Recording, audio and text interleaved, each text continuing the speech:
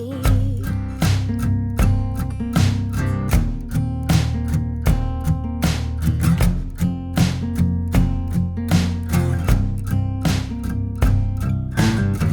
That God knows where I've been. Heard the good news could erase my sins. Heard my soul could be changed within. Yeah, I heard the news. Baptize me in the river, 'cause I've been set free. Let that water wash over me in the river. Won't you hear my plea? Let that water come baptize in the river, 'cause I've been set free. Let that water wash over me in the river. Won't you hear my plea? Let that water come baptize me.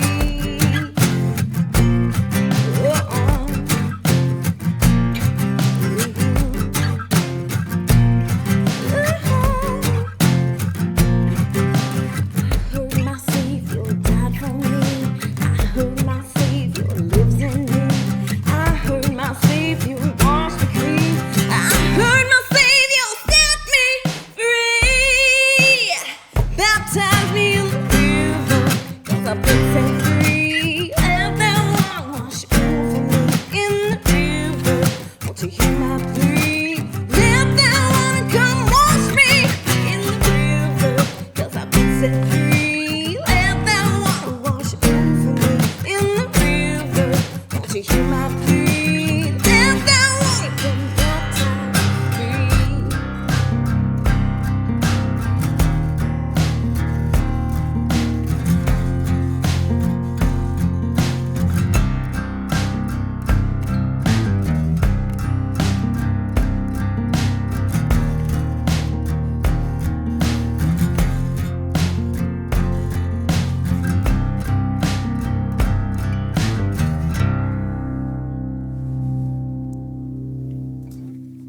All right. Welcome to this week's Guitareo live lesson. This wonderful woman sitting next to me is my wife, Chelsea Amber. That's her performance name. Yes. And today we're going to be talking about functional guitar learning. And you may be thinking, Nate, what in the world does that mean? And I kind of always knew what it meant, but like Chelsea's probably the most real world experience I've ever had, like firsthand of what that means. Because Chelsea and I are very different. I sit down and I noodle and woodshed on guitar for fun. Chelsea does not. Chelsea's like, if I'm going to learn something, I have to have a reason to do it and a musical motivation and a musical end to whatever it is that I'm learning. And a lot of people email me on a weekly basis saying, I don't know what to practice, Nate. What's going on here? There's so many things to practice. What do I choose from? And Chelsea is going to show you how learning something with an end goal in mind as far as something musical can really help you dial in and focus on your practice time and have a lot more productive practice session. Because like if she doesn't have a point in learning something, she's like, well, I'm not doing that. I will sit there and practice a minor pentatonic scale for 4 hours just to see if I can get it cleaner and faster. She's like, no, and nobody got time for that. Yeah, exactly. So my personality is that if I don't see a reason to practice something, then I don't. So I have to give myself a reason to practice. I love what, who was it? Mel Robbins. She said, I listen to her sometimes. She's a motivational speaker and businesswoman on YouTube and whatever. And she said, motivation is garbage. It's never there when you want it. And so, or when you need it. And I thought, well, for me, that's true. So I have to, in order for me to actually be motivated for something, I have to set a goal. And it has to be specific and it has to have an end date or I won't do it. And that's what's missing out of a lot of guitar players' practice routine is an end date and a goal to go along with it, something that's very specific. I know I'm guilty of that, but I do find that the times I'm getting better or best on the guitar, like I'm making the most progress, is when I have the Chelsea mentality. But we have a couple of resources for you. Chelsea's going to teach you 2 riffs that are wildly different, or 2 examples that she helped herself to learn new things on the guitar with. One of them is that riff from that first song, which was...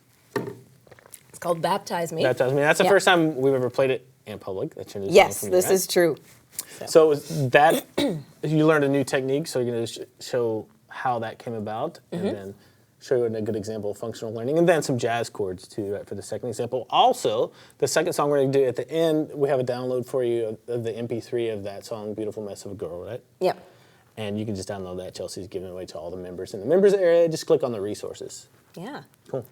Great. Well, I guess, yeah, we'll start with Baptize Me. So that was the song that we just did. And I was commissioned to write a couple songs for an event. And so I had this kind of bluesy, sort of like dark feel in my mind. And so I was working on that, but I felt stuck. And then Nathan, sorry, you guys know him as Nate.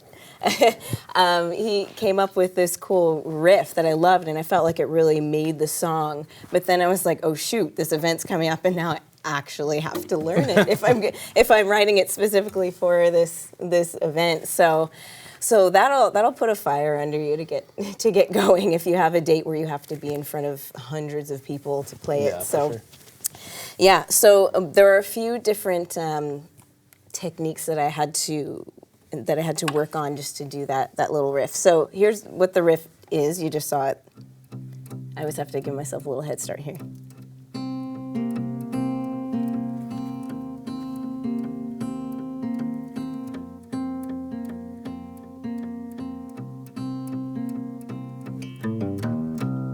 So Nate made that up, and we added it into the song, and so I was like, okay, well, now I have to learn it. So there was a few things that I had to learn. First, palm muting. I had to really get that down, practice that.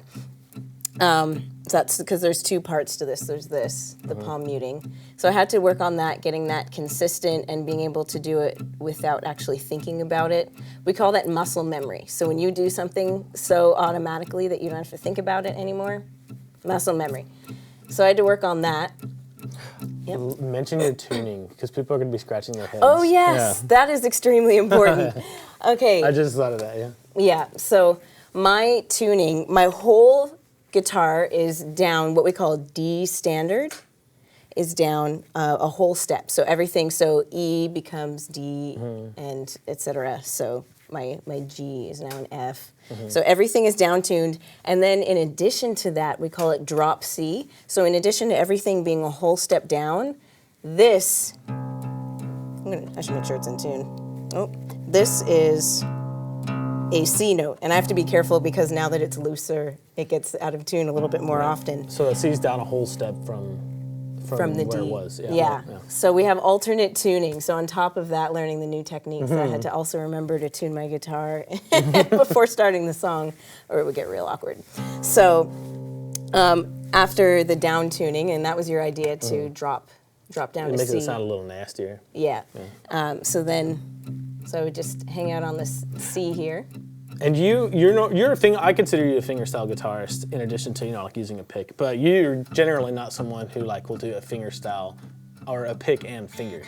I know this is the first song where I've had to do that. So I had to learn it, and so I had to make sure that I kept these fingers free while I was doing this bass note, so that I didn't. So I didn't occupy these fingers, so that I'd be free to do the other part. So the other part, I'll take my middle finger and ring finger, and I just go.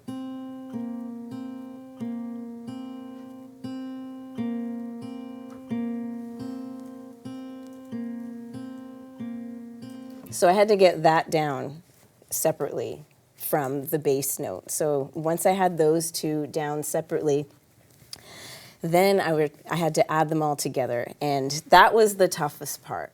It was. I found it really difficult at first, so I did have to practice for a long time. I'm gonna admit I didn't just get this right away. I found this very difficult, but got it eventually. So I had to go really slow and just sit there.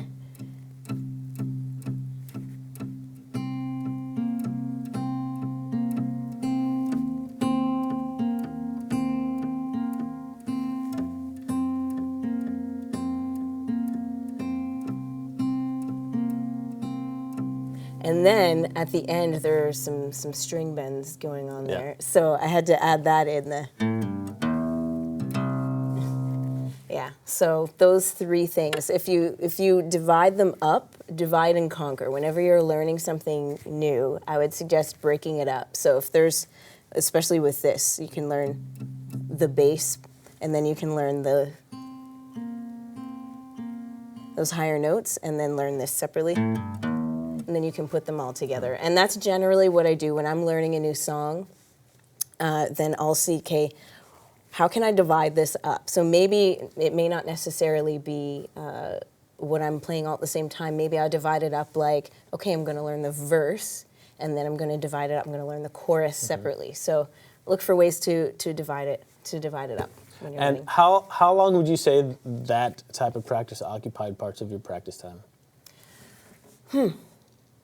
Well, I wrote the song May or June or something like that, and then I had to perform it in August. So I spent a few months just picking away at it. So I didn't do it all at once. I sort of I gave myself some time, but yeah, I had this date looming in my mind. So it made me accountable to actually sit down and be like, I can't play this at all. I really need to work on this, or I'm going to look really dumb. The cool thing about that riff to me is like you're building a lot of fundamental things. You need to play a lot of different kinds of fingerstyle stuff, bluesy stuff. Yep. And you have like Chelsea, if you wrote another song that's similar to this or has some similar, consonant bass and syncopated, what is it? If you have anything remotely close to that, you're already gonna have the basic coordination, so you may just have a new pattern to learn or something like that. That makes it a lot easier. Yeah. So a little takeaway tip with this is if you're like me and you don't like practicing things just for the heck of it, like you actually have to use it or you won't bother, then I would encourage you to try and see if you can come up with a song. And even if you don't sing, maybe it's a little instrumental or something, but you can kind of work it into a song that you can perform for your family, or you can stick it up on YouTube or in the Guitareo members area. Yeah, see a video of that. Yeah, that would be great. So I would just encourage you, that's one little takeaway tip. And then also set a date for yourself. So say, like I had that August that I had to have that song done. So let's say you want to say, okay, I want to post a video by the end of this month on the Guitareo website in the members forum with my new song. So can kind of give yourself an end date. And I would encourage you, done is better than perfect. I am so far from perfect as a guitar player. I have so much to work on, but I like that these things keep me accountable to keep moving forward. So done is better than perfect. If we get wrapped up in it having to be absolutely perfect before anyone can see it, chances are it may never see the light of day. So I would give yourself permission to make mistakes and give yourself permission to not be perfect, but to just keep moving forward. Cool. Yeah. Let me just mention, this is kind of a halfway point in the lesson, so let me mention, if you have any questions about anything related to guitar, anything related to Chelsea's music, or anything related to the examples she's given you, or just questions about setting up practice routines or anything like that specifically this week, get them in the members area, just click the questions tab below the video and submit it there. We'll be checking those before we go. Or I'll be watching the chat too, you can just drop something in the chat. All right. Yeah, so that's that one. Now the second song that I was going to show you requires me to tune back up, actually. So. Oh yes, I'm just going to change guitars. So she is like D standard, so she's still a whole step down, and I'm at E standard. So you're going to see like the same chords, but like we're gonna play this whole song later, but same chords, different voicings and stuff like that. And it looks like we're playing in a different key, but we're not. So. Yep. Just so you know. And David L in the chat. Yes, it is called hybrid picking, and it just enables you to get a little bit. The reason I wrote that riff with hybrid picking is because you get a little bit more attack,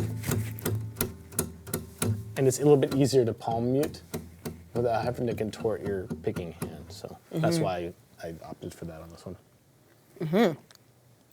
Yeah, so the next song I was writing for not this album, but my last album, and I was learning jazz chords at the time, and I really wanted to use them because I wanted it to stick, and I knew if I don't put it in a song somehow, then I'm going to forget this. So I started learning the different shapes.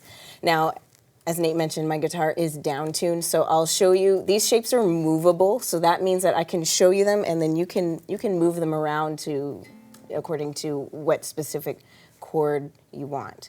So for a major 7, this actually I'll show you how it started. So I was playing around with jazz chords.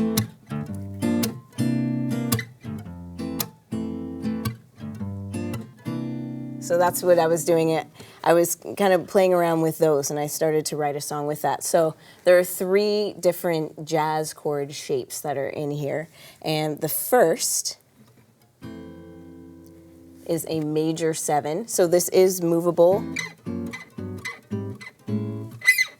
Ooh, all right, there we go. So the name of the chord is based on the bass note. So when I'm playing, it's a G major 7 shape, but because my guitar is down-tuned, you're hearing an F major 7.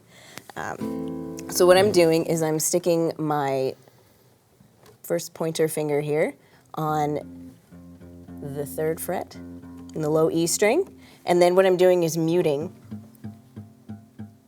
this string here, the next string, the A string, okay? And then after that, in the 4th fret, I have my ring finger, my pinky here, and then back in the 3rd, just on the string underneath, so in the B string, I've got my middle finger, and then I'm also muting my top E string. So this is muted, and also my A string is muted. Okay, so that's what makes it so that it's movable, because the only strings that are ringing out are the strings that are fingered, so. Okay, so I learned that and used it in a song. And then the next one is a minor 7. So I have my middle finger, I put it on the low E string, and again, muted the next string, the string just underneath it. And then I used my ring finger and I squished it down on 3 strings at a time. And then the top note is also, the top E string is also, again, muted. So that's a minor 7 chord, and again, movable, so you can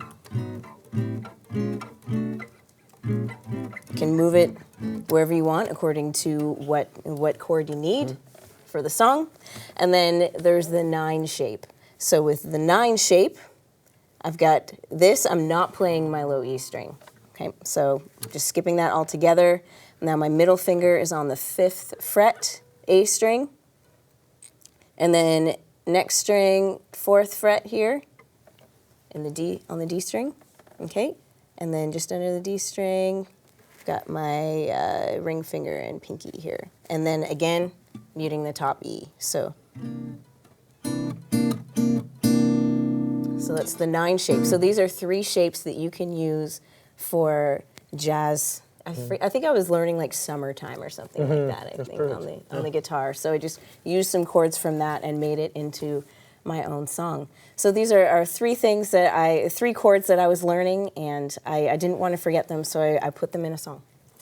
Awesome. Yeah. We're going to play that later, but we're going to get to some questions first. I don't think the question submission box is working for some reason, but I'm getting questions in the chat. So if you have any questions, just put it in the chat, members, and we'll get to them there. First one was, what kind of guitar are you playing? Oh, this is a Simon & Patrick guitar. It was made in Quebec, Canada. So Canadian made, just like me. Awesome. Second question, I don't remember who it's from. Yes, it's from Daryl S. It says, Hi, Daryl. Did you consider using a thumb pick instead of a pick to free up your index finger? I thought about it. I haven't felt really comfortable using. I need to practice with it more, I think, in order to feel really confident. But that is something, I do have a thumb pick, but I haven't been using it because I haven't felt quite like I've mastered it yet. You're right, that takes away, the muting is the only reason I don't use a straight finger cell on that. When you have a thumb pick, it allows you to have a more natural position like you're picking. Get your hand off of the bridge a little. So that works a lot. The only reason I don't use them is because most of them are way too long. I choke up on the pick, choke up on it. And that when I use a thumb pick, my thumb is sticking out to where I'm having to be really, really careful. Yeah, well, that's the part where I start to feel like I don't quite have total control. So I need to practice with it more so that I can feel like I have got more control with it. Cool. Let's see. Okay. Any questions on any subject? There is one in here on timing, actually. Let me get to that one. And let's see. Hey, Nate, it's interesting that practicing our timing at slower BPM is actually better than practicing at higher BPM. It is definitely tough playing 16 notes at 130 beats per minute. However, the same goes for 16 notes at 40 beats per minute. So that was a little bit off topic, and that's kind of, we're done with the lesson as far as the actual content. We'll kind of just give a wrap here and talk a little bit more about setting goals. But yes, I've been doing a thing every week, like this, starting every practice session for the past few weeks, where I go for 70, 60, 50, 40 beats per minute, quarter notes. And that's tough. It really has to make you keep aware of where you're at. And the reason I'm doing that is because I'm recording the guitars for Chelsea's album in a week and a half. I do not want to waste money in the studio because of poor timing or multiple takes when I don't have to. So again, functional learning, right?